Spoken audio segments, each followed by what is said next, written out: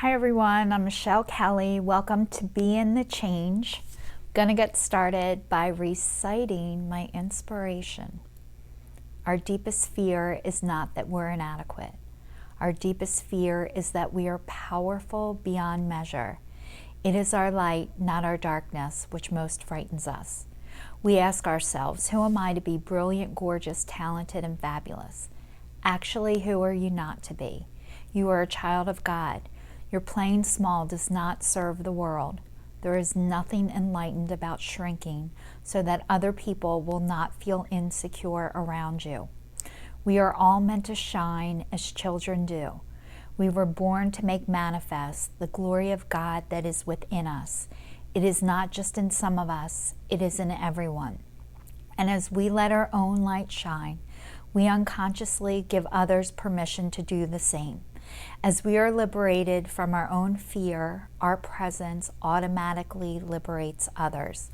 Marianne Williamson. I'd like to say welcome to everybody who's watching me for the first time, and welcome back to everybody who's been continuing to watch me. And thank you so much. And I started this in 2019 as my New Year's resolution, stating that I was breaking up with fear, I was breaking up with shame, and I was breaking up with guilt. And this has probably been one of the hardest breakups of my life because none of it has broken up with me yet. And I've been sharing with you guys every week part of my journey of this breakup that is a daily practice. And, last week I was talking about my ego and how I didn't even know what that was and that I had one. And, this whole ego thing, your ego is not your amigo. What is your ego? For me, my ego helped protect me, and it helped me survive through a lot of things in my life that I needed to survive. But eventually I got to the point where my ego started to hurt me instead of help me. And I never knew any of this stuff. I didn't know any of this about myself. And I'm learning as I go. And I'm 48 years old. And part of that is, a lot of things I feel like I should have figured this out sooner, and mistakes that I made. And what I'm doing in this video thing that I didn't even know when I first started is I think I am showing you guys the way to self-forgiveness and to God and how that's all connected. And I didn't know any of this. This has been something that I've had to repeat a lot of the same things over and over again until I was able to learn. And certain lessons I wasn't ready to learn until I was ready to learn. So this quarantine, this time that we're having, it is, it's affecting everybody differently. Everybody's situation is different. They keep saying we're in the same boat. And then I read something that it says, we're all in the same storm, but we're in different boats.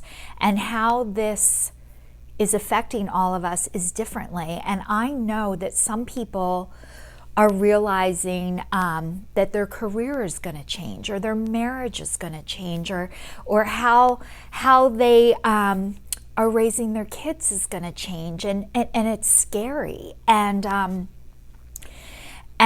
I can tell you from my experience of living a fearful life that when I was living out of fear, my reactions to things weren't the best. And to take a step back and breathe and allow myself time, and that I don't have to make a decision quickly.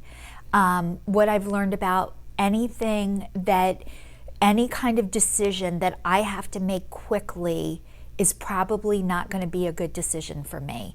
And I always thought I had to react right away, and a second chance and a better thing wasn't going to come along. And it always did.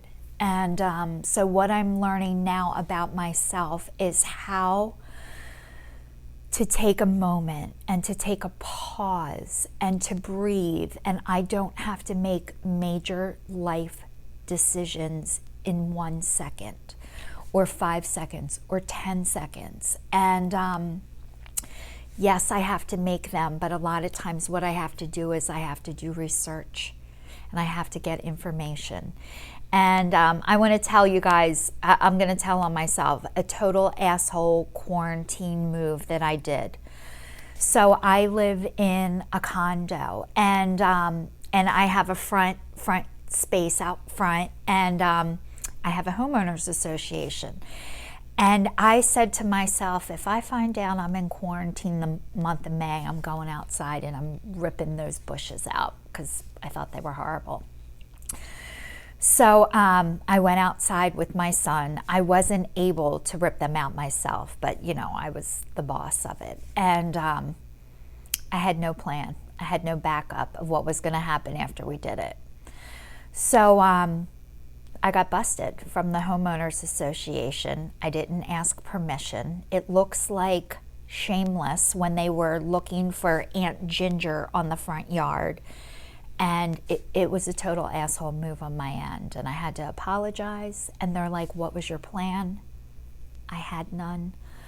So anyway, I'm still doing screwed up stuff. And I'm not of sound mind and sound body all the time. But what I am is human, and I know everybody else is too, and this is uncharted waters, and I know we're all doing the best we can with what we have, and I hope you can give yourself a break.